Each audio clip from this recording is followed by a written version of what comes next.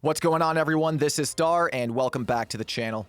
There's been some tremendous failures this year in video games, the likes of which we've never seen before. Money just being set on fire to match an industry that's been slowly burning before our very eyes. Concord was a game that gives Dead on Arrival a whole new meaning, costing Sony an alleged $400 million just to have nobody play it and have it get pulled from stores just 11 days after launch. Skull and Bones was a gut check to publisher Ubisoft, allegedly costing them $800 million and getting them in some deep water with the Singaporean government, who provided a good chunk of funding. Take the reported costs with some skepticism, but Ubisoft especially is having a horrible 2024, hurting not only from Skull and Bones, but also Avatar, their free-to-play shooter X-Defiant, and most recently, Star Wars Outlaws is their latest flop in a string of flops. On the flip side, we've had some insane success stories too. Games like Black Myth Wukong, Helldivers 2, and Palworld were all cultural phenomena that broke literal records. Warhammer 40k's latest edition, Space Marine 2, is another great example, and one we're going to be looking at a little deeper in this video. But it feels like for every studio who's making great games and giving the players fun experiences, there's another one doing the exact opposite. Patterns repeat themselves, and when they do it enough times, everybody starts to notice.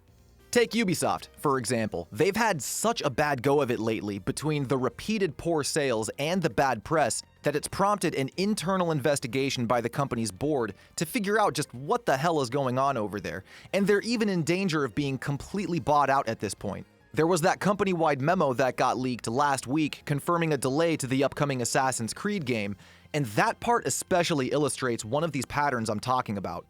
In today's ultra-competitive market, players expect extraordinary experiences and ultra-polished games on day one. We'll come back to that. Consequently, we decided to delay Assassin's Creed Shadows to February 14th, 2025, and to remove the small frictions we typically used to address in post-launch title updates. This is one of those patterns in modern gaming. They were planning on releasing AC Shadows with the bugs and glitches they knew were going to be in there, and I bet they were anticipating working on a fix for it later. This has been an issue in the games industry for years. Release it broken, promise a fix at a later time. It shouldn't be like that, so props to them for at least trying to get it right before release. The delay is fine, even though it put it into a really tough release window in terms of competition. But consumers are sick of those kinds of practices, and the fact they're delaying Shadows to iron out the bugs means that they've got the message.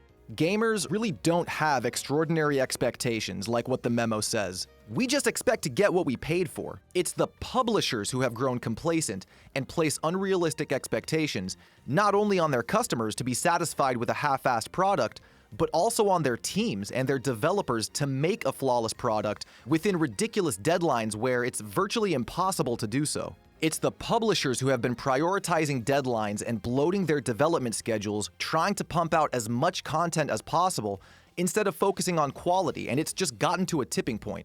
Take Assassin's Creed as a franchise, for example. Ubisoft is speed-running the fatigue for that franchise. Shadows just got that delay, but there's still multiple AC games in the pipeline. There's the Black Flag remake, which they're probably hoping will counter Skull and Bones' failure. There's Assassin's Creed codename Hex, which is about the Salem witch trials. Personally, I think that sounds freaking awesome, but I digress. They also have Assassin's Creed Invictus, not to mention the multiplayer AC games that are allegedly in development.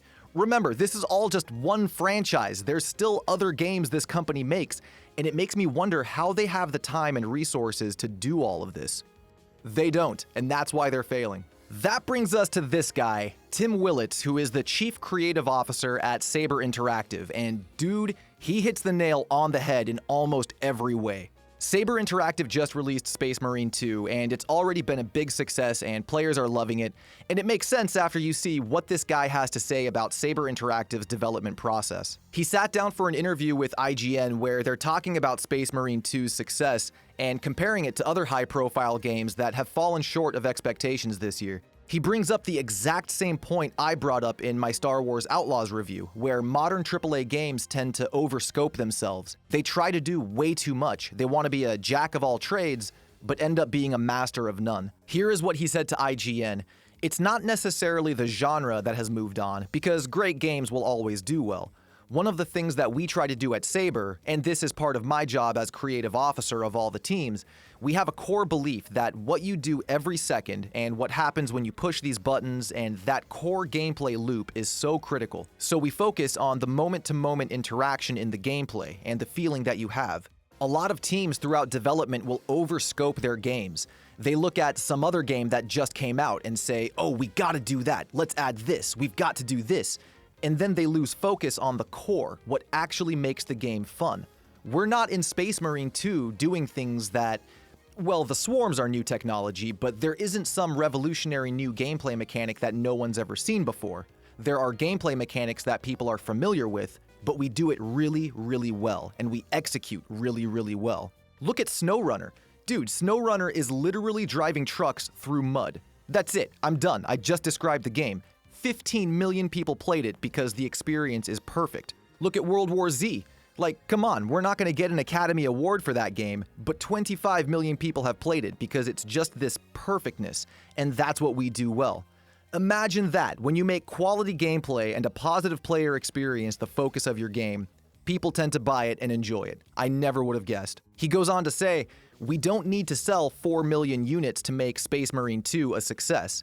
There are many games, sadly, especially out of the North American developers, where if you do not sell 5 million copies, you're a failure.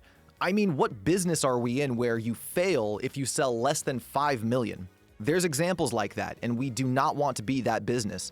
We want to be a developer that focuses on the core experience, what makes the games actually fun, and then do it really well, and then make it affordably. This is insane. This is a corporate executive for Saber Interactive saying all the right things. It's unheard of. This guy gets it. Willett says that the success of Space Marine 2, quote, changes everything for Saber, and would even positively affect its future projects. This dude just gets it, and it tells me that Saber Interactive is on the right path, despite any issues they may have had in the past. The separation from the Embracer Group was a big part of that. That whole thing was really holding Saber down. But is it really any wonder why Space Marine 2 is killing it right now when you've got guys like this in charge at Saber? And it's not like what he's saying is groundbreaking or really profound, it's just basic common sense. Unfortunately, common sense ain't so common these days, so when we see it, especially from somebody you wouldn't expect, it's a bit of a shock. But now I want to move on to Star Wars games for a second, because the same studio that made Space Marine 2 is also working on the upcoming Knights of the Old Republic remake. Bet you forgot that was even a thing. We've spent a good amount of time on Ubisoft in this video, and the failure of Star Wars Outlaws and other games that they've put out is ultimately a good thing for the industry at large, and Assassin's Creed Shadows delay proves that, but I also think Star Wars Outlaws' failure specifically is a good thing for the upcoming slate of Star Wars games, which could really use a win right about now.